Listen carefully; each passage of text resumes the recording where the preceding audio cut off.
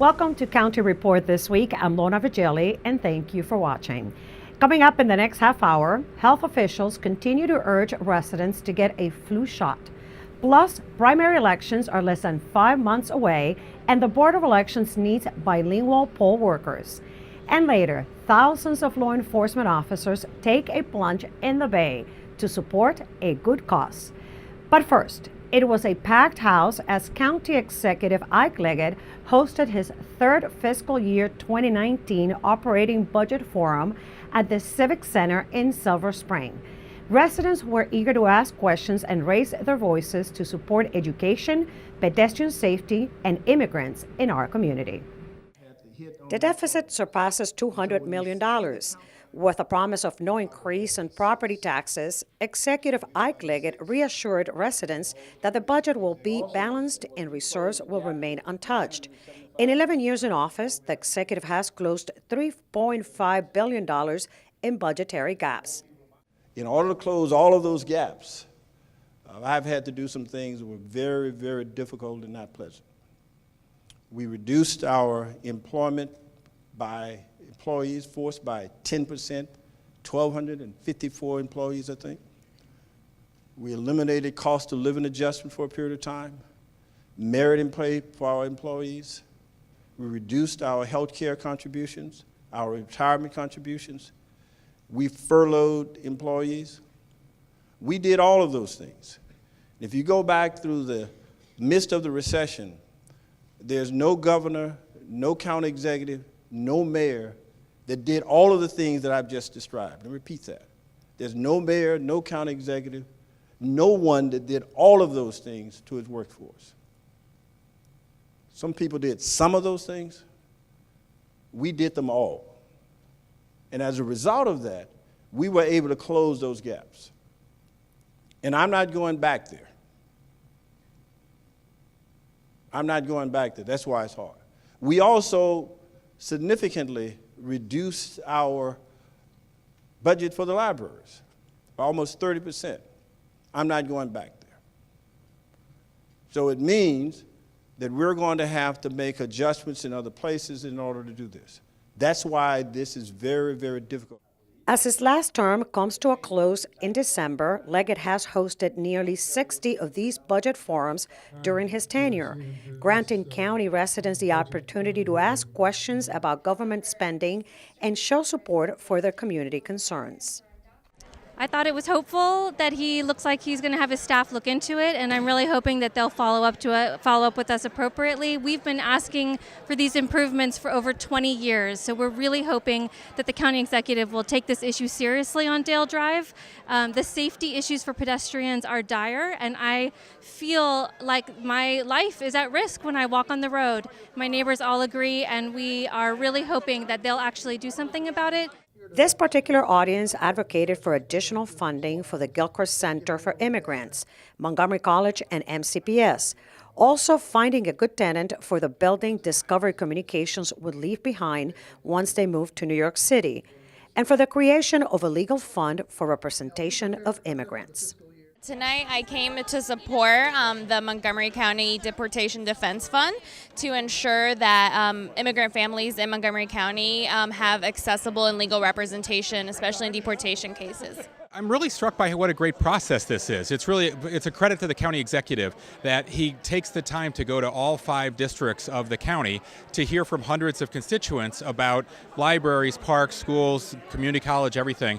And then they get to say what they want to see in the budget, and if it doesn't end up in the budget he sends us, they come to us and they sit in front of us and tell us what they think. So, there's thousands of counties in the country and very few that have a process this democratic and this transparent. So I think it's really a credit to Mr. Leggett, but also to the public who really participates. A lot of places you wouldn't have hundreds of people turning out like you do in Montgomery County. Executive Leggett will unveil and send his recommended FY19 operating budget to County Council on March 15th. For more information on the budget, visit montgomerycountymd.gov/open-budget. Every year, Montgomery County participates in a point-in-time count that provides a snapshot of the community's homeless population. Recently, that effort took place here in Montgomery County. Susan Kennedy reports. On a cold January night, volunteer troops assembled at the Civic Building in Silver Spring. It warms my heart to be able to help. Packing supply bags and receiving detailed instructions. Where are you going? Langley Park. Langley Park. Before heading out to count how many residents My friend? are sleeping rough across Montgomery County. If we see someone that is at risk or is a danger to themselves or others, then we have county services, our mobile crisis team that we would call. So if you meet anyone tonight that really tugs at your heart, please let us know. I definitely thought it was a great opportunity to take advantage of to help out in the community. We're at Fenton and Wayne in downtown Silver Spring. One night it was 17 degrees. Councilmember George Leventhal, a longtime proponent of ending homelessness here, What's your name, dear? participates in the count each year. He and his team spent the night going into businesses, We're counting the number of homeless people. checking parking lots, You have a flashlight? and parked cars for anyone Sir, can I ask you a question? who might need assistance. These are the people who most need the help of government. And so I've always felt compelled to do what I can on a priority basis. And I can't think of any priority more significant than people who don't have a roof over their head, don't have a place to stay. And the great thing is that we've housed so many people. And so it's really very satisfying when you see someone who was hopeless and homeless move into his or her own apartment. There were those on the streets who did not want any help from the volunteers. All right, can I ask you a question, brother? Okay, okay, can I just ask you a quick question? You're the man. Go. And others who provided the information necessary for the county to update its statistics. Have you ever experienced domestic violence? No. Any problem with alcohol or drugs? No. Okay. This effort is mandated each year by the Department of Housing and Urban Development in order to receive federal funding. All right, see you, bye. What'd they say? So, it's not on our map right now, but John said that he spotted a few people closer to the library on Lane Avenue. Here's some gloves for you, okay? This endeavor is part of the Inside Not Outside program to end chronic homelessness here in Montgomery County. Last year's numbers were down by 9%, and Councilmember Leventhal hopes numbers will be even lower this year. You hope for the best, and you hope that this work will end up connecting people to services and ultimately getting them off the street. Reporting from Silver Spring, I'm Susan Kennedy for County Report This Week. Exact numbers on the point in time will not be finalized until spring, but Health and Human Services officials tell us preliminary numbers for the year are down. Health officials say it's not too late to get a flu shot after recent reports from the Maryland Health Department show that influenza-like illnesses are rated as high in the state. This is a really staggering number of people who are really sick with the flu. And we're asking folks that if you're experiencing symptoms, don't come to the doctor's office, call and relay the symptoms that you have. It's highly contagious. So we're asking folks to stay put and check it over telehealth. You use the phone or use a computer to talk to a medical provider to make sure that we don't, number one, spread it to other folks who don't have it, and number two, make sure that you get the right medical advice. This is a serious flu. People are getting very sick very quick if it goes untreated. So we are, everyone is asked to please go visit their medical provider and get the flu shot. Coming up next on County Report This Week, elected officials are backing incentives to anchor breweries in the county. And thousands plunged into the cold waters of the Chesapeake Bay, all for a good cause. Those stories and more when we come back. Did you know there are more than 10,000 county government phone numbers? But there's only one number you need to remember for non-emergency calls, 311. MC311 is Montgomery County government's online telephone information system.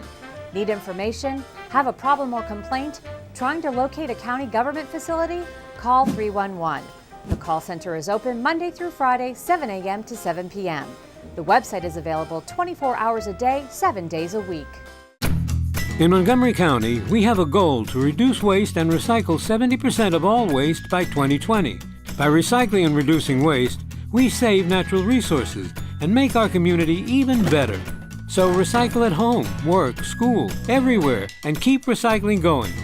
For more information, call the Montgomery County, Maryland Division of Solid Waste Services at 311 or visit montgomerycountymd.gov/recycling. Keep it going. Recycle more now. Welcome back to County Report This Week. I'm Lorna Virgili. There are plenty of new businesses popping up that offer some of the finest wines and beer made right here in Montgomery County. And as Susan Kennedy reports, it's hoped a new incentive proposed by the county executive and supported by the council will help these businesses establish roots here. Craft breweries, wineries, and distilleries are growing exponentially here in Montgomery County, and council members are making economic investments in these businesses. A new economic development incentive that's been secured through the county's MOVE program will provide assistance to these new businesses that are creating their first shared office space. This proposal is the work of Council President Hans Riemer and Councilmember George Leventhal. What we've done is we've expanded a program which provided a subsidy for office space to now provide a subsidy for what is essentially light industrial space where manufacturing of beer can take place. And Mr. Riemer and I asked the executive branch to modify the program. It did not require legislation, and the executive branch agreed with us. We love breweries. Well, breweries are part of the creative culture, the creative workforce culture that we need to attract, because the companies follow the workers. You know, companies locate where they think they can get the best, most educated, most capable workforce, and the workforce has choices about where it's going to live and what lifestyles it wants. So Montgomery County has to be able to offer those lifestyles. So good to see you. Happy holidays. Wow, I see a lot of progress since I was here last. The proposal allows those craft alcohol businesses to receive assistance of $8 per square foot of leased space used for production. Both council members say these establishments help create a sense of place in our community and create good middle-class jobs. These breweries are opening up and creating a lot of life, a lot of vitality, and they're creating a home for a particular way of, spending time. And we need to be able to offer that in Montgomery County if we want to be competitive for the workforce and ultimately for the companies that follow the workforce. We want to make it as simple and streamline it as much as possible so that there are few impediments to having more breweries open and be an entertaining place for people to congregate and enjoy the product in moderation and have a designated driver to take them home. For more information and an application for the MOVE program, visit the county's webpage and search MOVE program. In Rockville, I'm Susan Kennedy for County Report This Week. The Maryland State Police celebrated its 22nd year of the Polar Bear Plunge, which attracts over 10,000 people to Sandy Point State Park every January. This event is put on to benefit the more than 7,500 athletes of Special Olympics Maryland. Tacoma Park City TV covered the Tacoma Park Police Department experience at this annual event. This is a tremendous event for Special Olympics. It's near and dear to me. I have a family member, my brother has special needs and has participated in Special Olympics events. So I always want to give back. It's great that we have a good group from Tacoma Park here representing. Last year, the water was actually warmer than the temperature outdoors. So we're going to see if the water is warm. I don't believe it is. I'm excited to be back. I couldn't wait to get back this year. Last year we had a great time. This year I'm really excited to see more of our department members show up this year, especially our police explorers. Kind of regretted not doing it last year, so I was the first one to sign up this year and try and get a team together. Water looks really, really cold, but it's all for a good cause, so I'm looking forward to it. We'll see afterwards how I feel. It was cold, but again, this is something bigger than me. So one day of pain and misery, again, pales in comparison. So honored to be here. Glad I'm able to, have a small contribution for the Special Olympics. I think it's a great thing. I think it's a very noble cause. When I looked around, I was extremely proud of the turnout of the department, especially our explorers for coming out and doing the cold, taking the plunge for the Special Olympics of Maryland. I went midway, the water got to my neck, and I started floating. I got scared, so I was like, no. I got in above my waist, so you kind of got used to it, so dunked under. So went out as far as the dive team, high-fived the dive team, then dunked under on the way back, and it was good. It was great. I'm glad we had the huge turnout for the Tacoma Park Police Department. Once again, if you couldn't come out and join us, go to our plunge page and donate. It's for a great cause, but you know, a little bit of cold goes a long way, but I hope that we have more participants next year from not only the police department, but also from city government and citizens of Tacoma Park. The Montgomery County Board of Elections is seeking registered voters to serve as election workers at polling places for the gubernatorial primary election to be held on June 26. Due to the diversity within the county, voters who speak multiple languages are also needed. Voters who are fluent in both English and Spanish are especially needed in each polling place to meet the requirements of the 1975 Voting Rights Act, which stipulates that bilingual Spanish speakers be available at the polling places. Students 16 years old or older are eligible to register to vote and serve as election workers. Students can earn 25 student service learning hours. To serve in this paid volunteer position, all election workers must be registered to vote in the state of Maryland and be able to speak, read, and write the English language. Training is required and will be provided. For other information, call 240-777-VOTE or visit 777vote.org. Coming up on County Report this week, local leaders take a look at the Saturday School program and discuss equity in education. And the public libraries gear up to commemorate Black History Month with several events and programs. Stay with us. County Report this week. We'll be right back.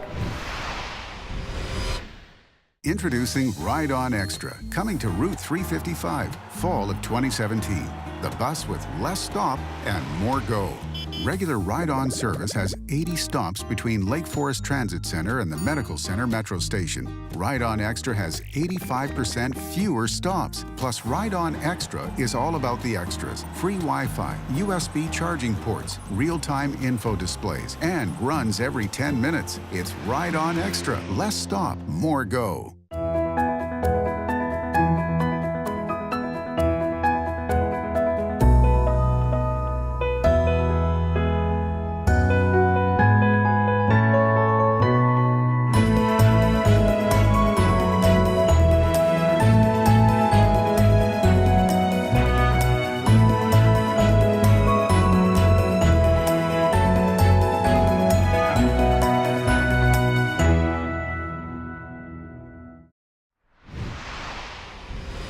Welcome back to County Report this week. I'm Lorna Virgili. Equity in education was a topic at the universities at Shady Grove, with county leaders lending their voice to the discussion. MCPS TV has the story. At a recent forum on equity in education, business, and industry leaders, as well as government officials, met to discuss issues surrounding equity in today's ever-changing world. The event was coordinated by the George B. Thomas Learning Academy, also known as Saturday School. I'm just really excited that we're here in Montgomery County having this conversation about equity, because just beginning the conversation is really the first step in solving the problem. Raising the conversation that all of our children don't come with equal needs, and that all the streets are not paved with gold in Montgomery County, that we have many challenges. Presenters spoke about the importance of raising awareness of equity in education and shared their views on how to ensure every student has the opportunity to achieve at his or her highest potential. We have to be able to say, despite that challenge, we have to find a way for those kids to be successful. And the first way, from an elected official, in terms of resources, is to make sure that we prioritize appropriately and that we are going to fund appropriately. What I see as the biggest challenge in our work in Montgomery County Public Schools is taking those understandings of institutional racism, implicit bias, using restorative practices, understanding that teaching mathematics and reading and writing and all the other disciplines must be infused with understandings of equity, Saturday School, a countywide tutoring and mentoring program available to all students from 1st through 12th grade, has the goal of ensuring that all children can achieve at high levels and be ready for college or a career. Equity in education means that every child is able to receive what they need. But we also want to empower parents and teachers and students so that they begin to say, me too, for a different reason, but certainly because they know that they can have access and should have access. I think equity in education looks like every student starting on the same playing field, on a level playing field, so that socioeconomic status, race, or gender, or any other factors can't determine access to resources and ability to achieve. Montgomery College has created a program to enhance teaching and promote student success. Dania Stesky reports.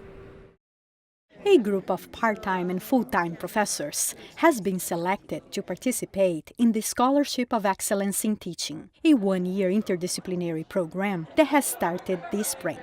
I applied for this program because I am constantly interested in improving my teaching. Physics is a challenging subject, so learning continually how to improve the teaching strategy and make adjustments during the semester is the best way actually to serve the students. During this semester, they will have weekly discussion posts, monthly meetings, and inspirational and expert speakers. In May, the 12 faculty who have been selected will in fact decide on their plan of action. That plan of action will be implemented in the fall. We will also assess that plan of action as well. Another part of the program are the 14 mentors from the college, who are either KSUS Professors of the Year or MC Outstanding Faculty members. Learning from my colleagues and having a colleague coming to my classroom, observing me, getting feedback, I think would be very instrumental in my teaching. Goucher College President Dr. Jose Antonio Bowen was chosen to be the keynote speaker of the kickoff meeting. Learning is about change. And so I summarized this as a new 3 R's. Some of you remember the old 3 R's. We're old enough to do that. What do we do for students? I was so impressed with his new 3 R's. Instead of arithmetic and reading and writing, he has resilience, reflection, and relationships. And I think those new 3 R's are key to students being successful in the classroom and in their subsequent careers. The Scholarship of Excellence in Teaching was initiated by Senior Vice President for Academic Affairs, Dr. Sanjay Rai, college-wide deans, and by the e-learning innovation and teaching excellence team. So many qualified professors have applied for this program that there is already a 2019 faculty cohort. For more information, go to the website. For County Report this week, I'm Danielle Stesky. The county's public libraries are offering a series of special programs to commemorate Black History Month all throughout February, including family movie presentations. The events are free and suitable for all ages, taking place at 8 specific branches, including the Kensington, Olney, and Silver Spring libraries. For more information, visit montgomerycountymd.gov/library or call 240-777-0006. Coming up on County Report this week, it was all good fun at the Silver Spring Library during the Comet Convention. And good news from the county's Animal Adoption Center. County residents adopted more than 2,000 pets last year. Stay tuned, we'll be right back. Biology is full of statistics, like what percentage of people who get the flu shot still get the flu? Or how can statistics help minimize recovery time from football injuries? And can statistics help political leaders improve healthcare? These are just some of the kinds of projects being worked on in Biostatistics, a 200-level course now offered at MC. Students use R programming language to look at the data and study how it relates to the environment. The numbers really do add up. Learn more at montgomerycollege.edu and search Biostatistics. Planning to renovate your home? Want to live in it longer? Then you don't want to miss the 2018 Design for Life Showcase. This is the event to hear from building professionals who specialize in accessible and universal design. Plus, you'll learn how to benefit from the Montgomery County Design for Life property tax credit. The goal is to create more homes that welcome people of all ages and stages of life. This year's showcase is set for May 5th at the Silver Spring Civic Building. Find out more by visiting the Design for Life website. Welcome back to County Report This Week. I'm Lorna Virgili. Comic conventions are gaining popularity in libraries across the country, including here in Montgomery County. My MC Media's Mitty Hicks explains why libraries are interested. Fans both young and old are meeting some of their favorite characters in Silver Spring at Montgomery County's Comic Convention, hosted by Montgomery County Public Libraries. Comic conventions in general are just like booming across the U.S. and so we wanted to partake. Why not? So what exactly are Comic Cons? There are events where people dress up like this anime character to celebrate comic books and popular culture. The Cosmic Con here in Montgomery County features workshops, exhibits, and a cosplay contest. But if you ask these kids, they'll tell you the best part is... What was your favorite part? Making the mask. It's really fun and cool and you get to make stuff. Last year was the library's first comic convention and more than 700 people came out. Organizers say they hope events like this one will show residents how important libraries are to the community. I hope they know what the library has for them. We will of course push our services, and I hope they know that we are here for our community. We love being here for our community. In Silver Spring, I'm Mitty Hicks for County Report This Week. Data from Montgomery County Animal Services and Adoption Center show that pet adoptions increased by 17% last year. More than 2,200 pets found forever homes, and staff predicts an increase this year as well. So last year was our 4th year in operation, and of course just every year seems to be getting better and better for us. Our adoptions increased by 17% from the previous year. We did over 2,200 adoptions, and we can't do any better than that, or maybe I should say we can do better than that, so we're looking forward to 2018 to do even more adoptions and just to have another stellar year like we did in 2017. So we're in our small dog and puppy area, and we're here with Woodruff, and Woodruff is one of our adoptable small dogs. You can hear the other dogs who are making their presence known. Usually our small dogs do get adopted pretty quickly, so we recommend that anyone who is interested in adopting a small dog come to the shelter in person, because a dog like Woodruff here would most likely get adopted pretty quickly, because look at how cute he is. And now it's time to meet our pets of the week. Kathy Stanhope joins us from the Montgomery County Animal Services and Adoption Center with more. Kathy? We're here with a bonded pair named Snoop and Caramel. They have been living together for quite a while, and we'd like to have them adopted out together. They're about 8 or 9 years old, and while Snoop is a little standoffish, Caramel is actually fairly friendly and very confident. They're also eligible for the Barn Cat program, and all fees have been waived because we'd really like these 2 cats to get adopted as soon as possible. If you could find a place in your home or even in your office building for these 2 cats, please just give us a call at 240-773-5900 or visit Snoop and Caramel on the web at montgomerycountymd.gov/ASD. And with that, we close this edition of County Report This Week. Remember to like us on Facebook and to join us again at this time every week for a look at what's going on inside Montgomery County.